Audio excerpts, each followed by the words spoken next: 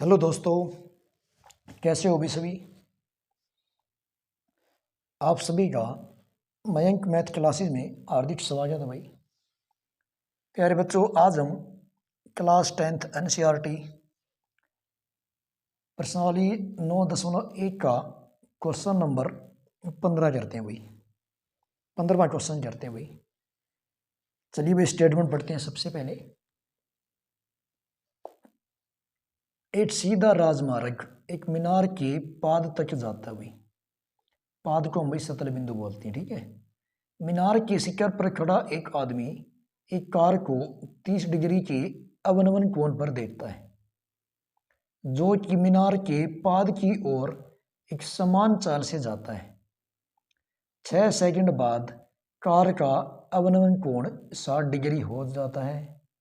तो इस बिंदु से मीनार के पाद तक पहुंचने में कार द्वारा लिया गया समय ज्ञात कीजिए।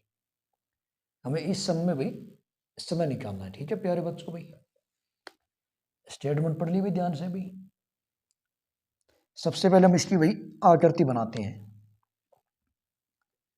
देखो भाई ध्यान से भाई, ये एक मीनार है भाई। ये क्या भाई, ये मीनार जिसे हम टावर बोल सकते हैं भाई। मीनार के शिखर पर भाई एक बंदा है, यहाँ पर भाई, यहाँ पर एक बंदा खड़ा है भाई, ठीक है। इसके ऊपर भी मीनार के शिखर पे यहाँ से भी वो एक कार को देख रहे हैं। ये एक राजमार्ग में, ठीक है, रोड भी, ठीक है, राजमार्ग नेशनल हाईवे बोलते हैं जिसे।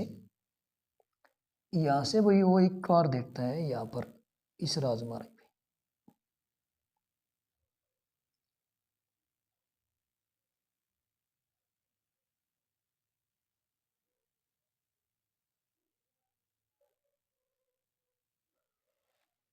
यहाँ से भी एक कार देख रहा है और कार को देख रहा भी वो 30 डिग्री के अवनमन कोण पे, अवनमन कोण पे भी। तो यहाँ 30 बनेगा भाई पहले, तो यहाँ 30 है तो यहाँ भी 30 बनेगा भाई। एकांतर कोण वाला भाई कॉन्सेप्ट फिर लग गया यहाँ पर। उसके बाद भाई वो देख रहा है कि 6 सेकंड बाद कार यहाँ से यहाँ इस बिंदु पे आ जाती है भाई। तो कोण बदलेगा भाई, तब कोण हो जाता है उसका भाई 60 डिग्री। तो वो 60 है तो भी यहाँ भी 60 डिग्री बनेगा भाई 6 सेकंड बाद भाई, यहाँ से यहाँ तक जाने। ठीक है भाई, नाम दे देते हैं इस बिंदु को भाई। इसको ए बिंदु मान लेते हैं भाई, इसको बी बिंदु, कुछ भी मान सकते हो आप, कोई बिंदु का इशू नहीं भी, ठीक है, मर्जी आपकी।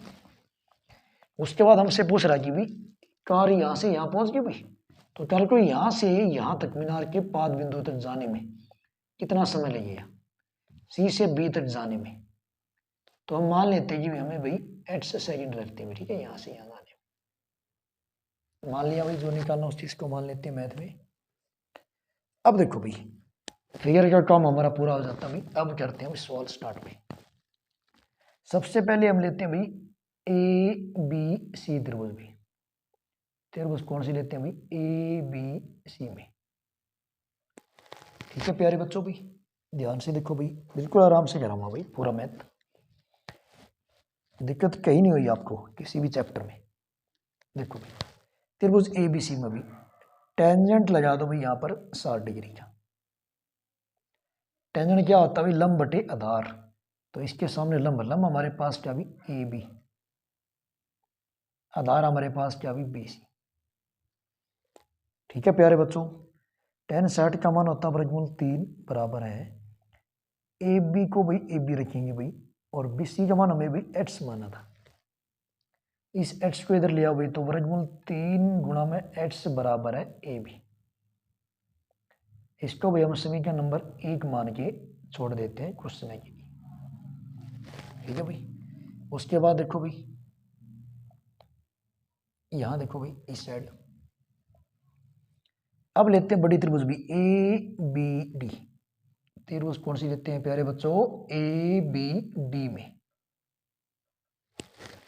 ठीक है भाई, टेंजेंट लगा दो भाई, यहां पर कितना बनता है भाई कौन, 30 डिग्री का। और टेंजेंट क्या होता है भाई, लंब बटे आधार।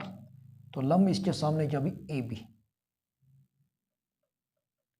आधार हमारा क्या भाई, आधार हम यहां से बी से लेके डी तक, मतलब बी डी। ठीक है भाई। 10 30 का मान होता है भाई 1/√3 बराबर है, ए बी को भाई ए बी रखेंगे, बी डी को भाई मैं बी सी प्लस के सी डी रख सकता हूँ भाई, B C plus C D बराबर B D, B C plus के सी डी 1/√3 बराबर है, ए बी का मान भाई मैं यहाँ रखूंगा समीकरण नंबर 8 से, ये रहा कितना मान है √3 एट्स बटे में, बी सी हमने भी एट्स मान रखा है और सी डी हमारे पास भी 6 है।